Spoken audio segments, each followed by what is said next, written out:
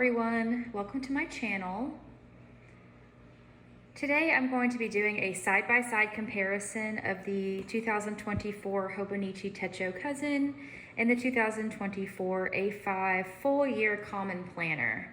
So if you're unfamiliar, Hobonichi is a Japanese brand of planners, and she's actually on YouTube as Sterling Inc.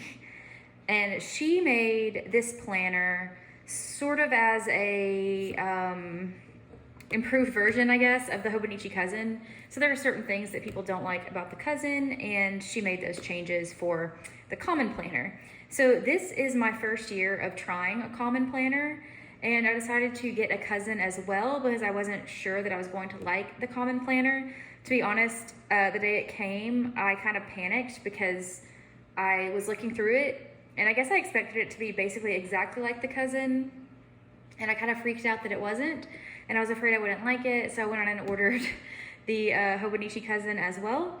But I'm actually glad that I got both because I can do this comparison of them side by side and maybe help other people that are struggling to decide which one to use as well. So the most obvious difference here on the cover is this one is much more aesthetically pleasing. It's this lovely pinkish color, and you can actually get this in a bunch of different colors. I picked pink because I like pink. The Hobonichi Techo only comes with this cover, and the intent is to use these with a planner cover, but for the purpose of this video, I decided to have them both be, you know, bare, naked planners. There are also a lot of different sizes of this one. This one is the A4, but there's also B6, there's traveler journal size, all kinds of different, even like, I guess they have, she has even like a pocket one, so all kinds of different sizes. The Cousin comes only in this size, but the Hobonichi Techo is smaller than the Cousin. It's a B6, but it doesn't have all of the things that a Cousin has. So this one is very size versatile, and I believe even the smaller versions of this one all have the same, like the weekly pages and things that are missing from the Techo if you don't get the Cousin. So let me just show you the spine here. So it's really pretty. It's got the 2024 and this gold, and then the edges are also gilded, which I think is really pretty. I'm not exactly sure how the gilding is gonna hold up over the year. You can actually get it without this, but I wanted to try it with that. And here's the very plain spine on the Techo, and no gilding, but it does have these tabs, which are kind of helpful in finding the right place in the planner. So the most obvious difference that I first noticed is how flexible this one is. As you can see, it's very bendy. It's like this, it's not leather, but I guess it's like a fake leather cover. I don't really know how to describe it. It looks like it might be made of paper in the video maybe, but it is not paper. It's like this leathery feel material, and it's very flexible. And I freaked out at first because I was like, oh my gosh, I didn't like it, but now I don't know why that was such a shock. So the Techo cover is cardstock, but it is very thick. Like I said, Hobonichi designs these to be used in their planner covers, but you don't have to buy a Hobonichi one. You can get any A6 planner cover. I have usually, so like this current year, I'm using just a clear cover on my Techo because I feel like it's kind of bulky whenever you carry around like a huge cover. So I just have the clear cover. And actually, let me show you. This is my current planner for 2023. And this is something that really bothers me, how like it gets so dirty. And I watch other people's videos, and I swear theirs aren't as gross as mine. Maybe I'm just gross, I don't know. But I hate how dirty the pages get. So I'm hoping that the gilded edges here will prevent that from being ugly and terrible. It's also possible the gold will rub off or still look dirty. I don't know, we'll see. Yeah. So these are both made with Tomoe River paper, which is a really high quality paper. It's very thin, as you can see, like you can kind of like see through it. It's extremely thin, but it doesn't, pens don't tend to bleed through. It's a really high quality paper. And I haven't noticed a difference in the quality between these two. I mean, they're exactly the same paper, so. All right, let's move on. So I think the thing I'm most afraid of with the Common Planner is that the binding is gonna end up coming loose. As you can kind of see where it's starting to peel back, and I haven't even used it yet.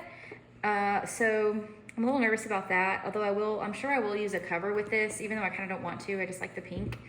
I don't know. I guess I could at least use a clear cover on it. So let's get going. All right, so these are pretty much the same, you know, just these blank pages. Here's the little cover page.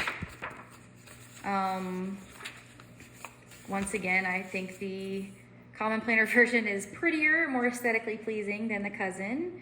I like the font there, but really this page doesn't matter. Okay, here's the year at a glance in the Common Planner. And then the Hobonichi has this year at a glance on this page, and then it has 2023 up here and 2025 down here, which the Common Planner does not have those calendars, but I don't care. I never look at this page. I forget it exists. Okay, let's keep going. Okay, we have this blank page here, which I actually really like. I don't know what I'll use it for, but it's nice to have a blank page at the beginning of a planner. The Cousin does not have that. Okay, and then this page is unique to the Common Planner. It is not included in the Cousin. So this is where you can do your goal breakdown. So you have your someday, 1 year, half year, quarterly, monthly, weekly, and daily goals. So here you can put like your someday giant, large plans of something that you want to accomplish, even if it's not going to be within the year. And then, you know, fill these in on how you can work on these goals even each day, each week, each month, etc. And I really like this. I used a similar setup actually last year in my Cousin. I guess the drawback is with how my goals often change throughout the year. Like for example, I had a specific like health and fitness goal that I wrote in my planner. And then like a month into 2023, I ended up with health problems where I couldn't, I don't want to get too personal, but I would like break into hives whenever I worked out. So obviously that was not ideal for exercising, and my goals changed because of that. And there really wasn't a way to reflect that change. But actually, I think there is a solution in this planner. Let me turn the page here. So this is actually a monthly breakdown, or I guess like a quarterly breakdown. Here's like overall priorities, January, February, March. And I do think maybe having this priorities here, having the quarters broken down like this, can help me as my goals maybe shift throughout the year, because I can record how they're changing. And that way I'm not just forgetting that I have a goal and ignoring it. It's like I can say like it can change, but I need to explain like why and what I want to do instead, so I don't just, you know, forget about all my goals. Okay, and over here we have, these are like the month at a glance. So you've got each month in this quarter, and then this is every day of the month. People use this for all kinds of different things, like habit tracking. People use it for a calendex, which is what I tried to do last year, but I didn't keep up with it, which is basically like you write. So if I took notes on something in particular on January 1st, you write in here what you took those notes on so that you can then find those notes later. But I ended up kind of stopping using that. So the Cousin has these as well.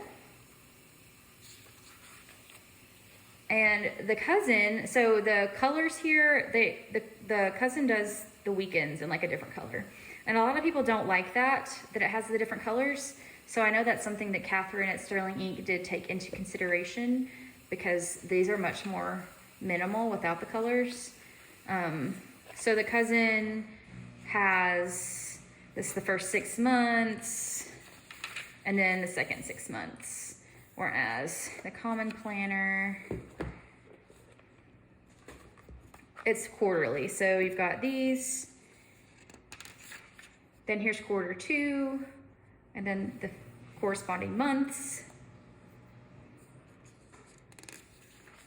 quarter 3, and quarter 4. Okay, and now this is the monthly section of the planner. So the monthly sections are pretty similar from what I've noticed just looking at them. Again, the Cousin makes different colors on the weekends, but the Common Planner does not. Other than that, they're basically the same. I think the Common Planner, like the grids are a little paler, it's not so dark, but you know, not a huge difference there. Really, there's no functional difference there for sure. All right, so let me skip ahead to the weekly. And I have noticed that these pages are somewhat sticking together. I think that's because of the gilding, and I don't think that's going to be a problem. I think they will loosen up as I use it. I'm not worried about that. Skipping ahead here. Okay, here is, well, okay, here is the first week of January in the daily pages. And here,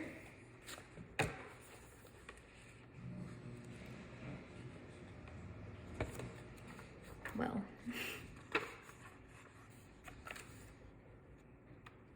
these pages are sticking together too, so maybe it's not because of the gilding, it's just because they're both new books. All right, good grief. Okay, so here is the weekly in the Cousin. Again, you can immediately notice the aesthetic differences. This one is a lot more simplistic without the boxes.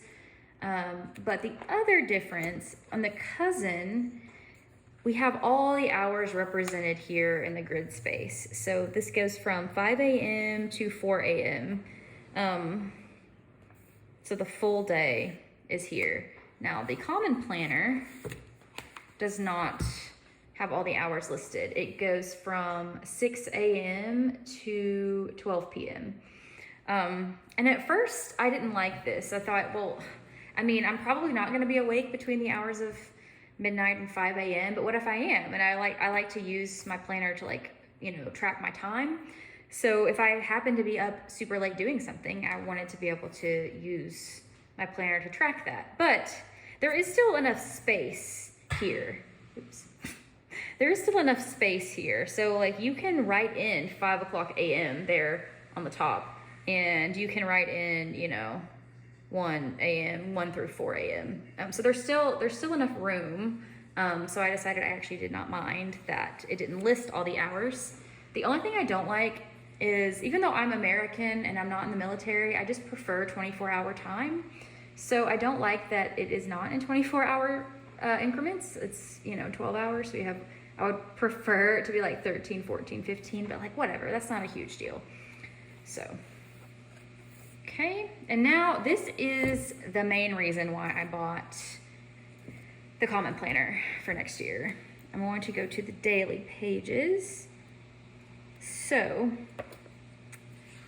the Hobonichi Cousin has a page a day in the daily pages. So at the start of the month, you have this page for January, a blank page, and then you have one page every day, January 1st, 2nd, 3rd, etc. And you've got the little box up here, the moon, and then you've got this quote down here. And I actually thought I was getting a Japanese version this year because I actually prefer the quotes to be in Japanese, but apparently I didn't, and I got the English version, which is whatever, it's fine. So you have this much space to write. But let's go to the common planner. So in the common planner, once you get past the weeklies, you have these blank pages. Oh, Sage is here to say hi. Okay, let's go. Sorry. Love you. Okay, so yeah, we've got these blank pages, and there are, let's see, 369. So there's enough to do a page a day plus a couple extra. Because what I found is, this is my cousin for this year. So I'm often not using a full page. Yeah, so I usually don't use the full page. And I think it would be really better to have like the freedom to use half a page, or if I have a lot I want to write about, I can use multiple pages. I don't use this. A lot of people do use this for journaling. I don't use this for what I would call journaling. I mean, I usually use it, you know, just strictly for planning. I will sometimes like jot down what I did that day, but not really. I don't know. I think of journaling as more like you write a long entry about your feelings or whatever. So I don't know. I think I don't really use it for that. I might write like something exciting that happened, or like updates on, I don't know, something my dog did that was cute. So I guess that's kind of journaling. But anyway, I do mostly use this strictly for planning. So I'm pretty excited to try out the blank pages, because like I can have, this can be like welcome to January, and I can write all about my January goals. And then, you know, for the daily page, I might have this half is January 1st, or I may not use it every day. Like January 1st is a holiday. I might be just like sleeping all day. Who knows? So yeah, this is the main reason why I went with the common planner. Now, yeah, this is just, here it is. Let's see, show you up close, the little, it's not focusing very, there it is, yeah. So, very pretty. And then the cousin, well, now I'm out of focus again. Okay, yeah, cousin. I've used the cousin for years, and I love it, but I don't know. I am gonna give the common planner a try this year. I don't know for sure. I never buy planners without the intent to use them. But this time I don't know for sure if I'm going to end up using both of these. I might use the common planner as like an everyday planner, and then use the Hobonichi Cousin as a specific social media planner, because I have found that it is hard to find my social media notes, like my YouTube video notes and stuff, in my cousin. So it might be helpful to have a planner that is just for social media planning. I think a different planner that's smaller would be better suited for that, but this is what I have this year because I just wanted to make sure I would like this one. So yeah, thanks for watching. Let me know in the comments if you have any questions about the two of these. Have you tried the common planner? Do you miss your Hobonichi Cousin? What happened there? So stay tuned. I'm going to make more planner content. And I look forward to seeing you guys next time. Bye.